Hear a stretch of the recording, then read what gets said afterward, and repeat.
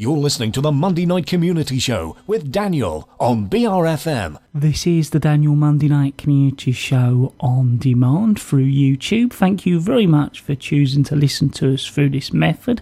If you'd like to keep up to date with when I add new interviews, then subscribe to this channel. We're going to be joined back in the studio with Lauren, all as part of our regular monthly book club book review with Lauren. Lauren, as always, it's great to have you back here in the studio. And thanks for having me back, Daniel. I always really look forward to it every month. Well, I think you're going to give us a bit of introduction. Of course, let our listeners know what the book is this month. Yeah, so the book that we've been reading this month is A Spool of Blue Thread by Anne Tyler. This book I recommended because it was nominated, shortlisted for the Man Booker Prize, and I thought it would be a good idea to read a book that had been nominated for such a well-known literary prize. So this book is a family saga book, so it's set over 3 generations. It starts with the current generation of people alive in our lifetime, so their characters named Denny, Stem, Amanda, Jeannie and their kids. Then the next part of the book is about their parents, who are Abby and Red, and then the next part of the book is about Red's parents, Linnie Mae and Junior. So this is all set in one place, which is this big house in Baltimore which Junior built, and the family story sort of unspools like a thread, which is where I imagine the titles come from, and there are lots of references in the book to blue and to threads. So for example, they've got this blue swing on the porch which they're always referring to. There's a bit of an incident with blue paint, and there is an actual scene with some blue thread which Denny uses to sew a button onto a shirt, which is quite a big moment in there. I don't want to give too many spoilers away. This book, I'm undecided how I feel about it, because I didn't hate it but I didn't love it either. I was sort of in the middle, and I wouldn't even say hate or love. I'd say I didn't like it but I didn't dislike it either. I was very in the middle of it. I usually really like a family saga book, but this was a bit weak around the edges for me, and I didn't really feel particularly close to any of the characters. I also listened to it on audiobook, which I'm going to go into a bit more detail about later, which I don't know if that added much to my experience. With this particular book, it was read by, it's set in America, in Baltimore, as I said earlier, and it's read by an American woman who puts on the voices of the other characters, which obviously include male voices. And at some points it's a bit confusing, because she would be doing the voice of a male character who was in turn doing an impression of a female character. So it's like layers upon layers of voices being done by the opposite of sex with what they're doing. Sometimes it was a bit lost on me.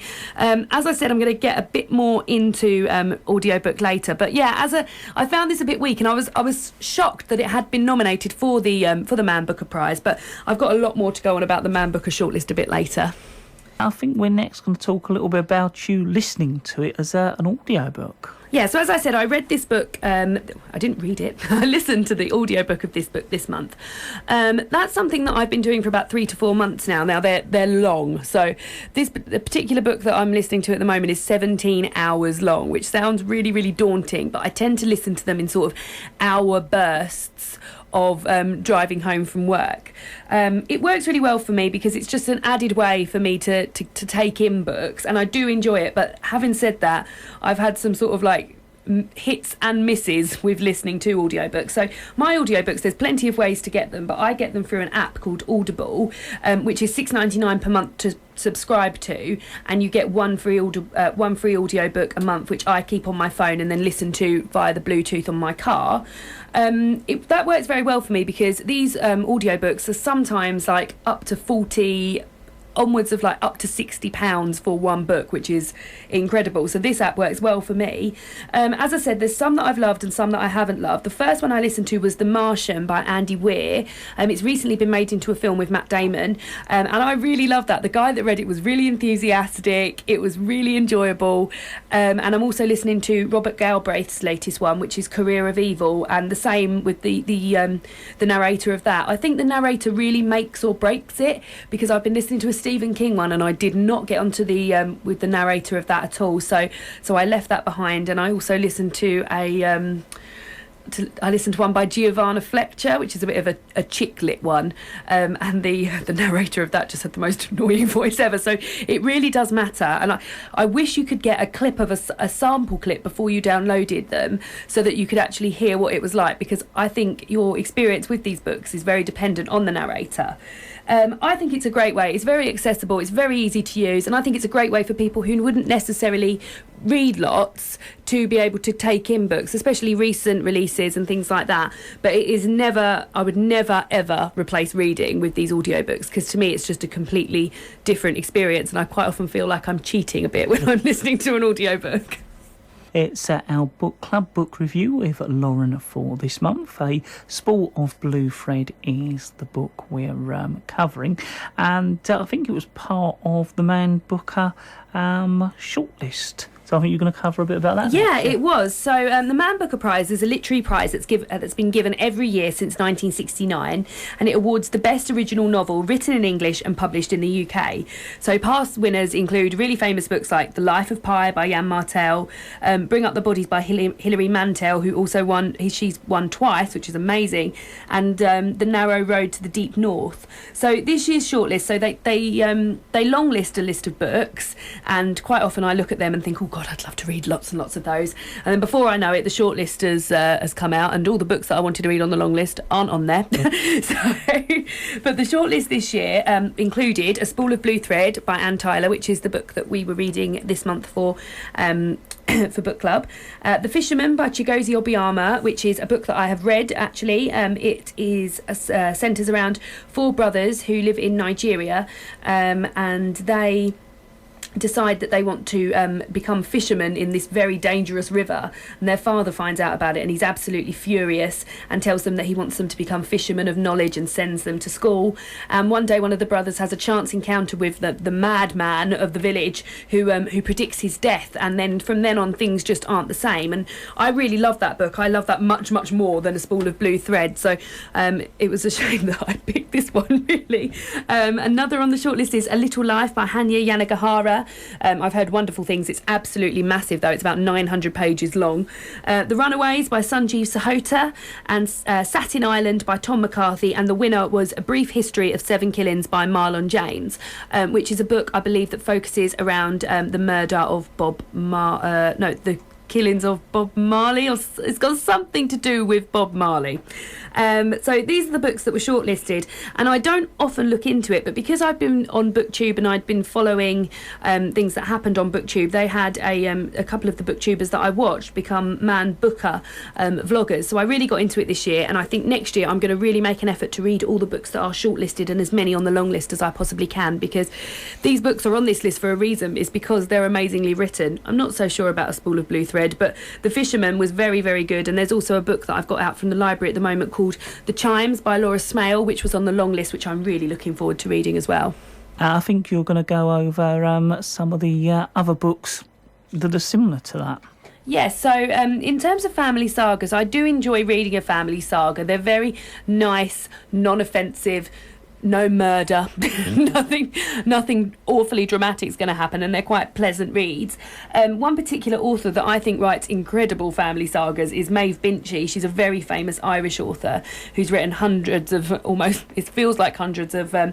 books about family sagas, and she's a real guilty pleasure of mine because she's not particularly a cool author to be into, but I really love reading her books, and I think she writes such lovely characters which I get so attached to that sometimes when I finish the book I feel a bit sort of lost, like I've left my friends behind.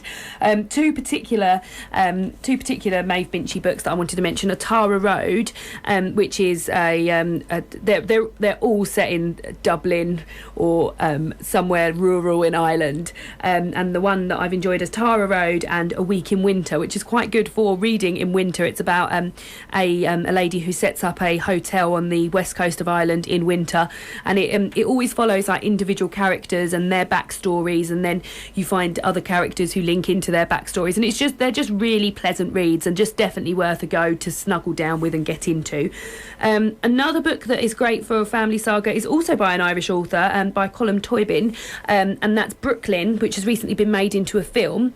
That's about an Irish girl who moves away to America, hasn't really got much going on over there, sort of feels like she's left her life behind in America, in Ireland, and then meets a chap in America and falls in love with him, and then something calls her back home to Ireland. So it's sort of like the family side in America and the family side in Ireland, and that I really loved as well.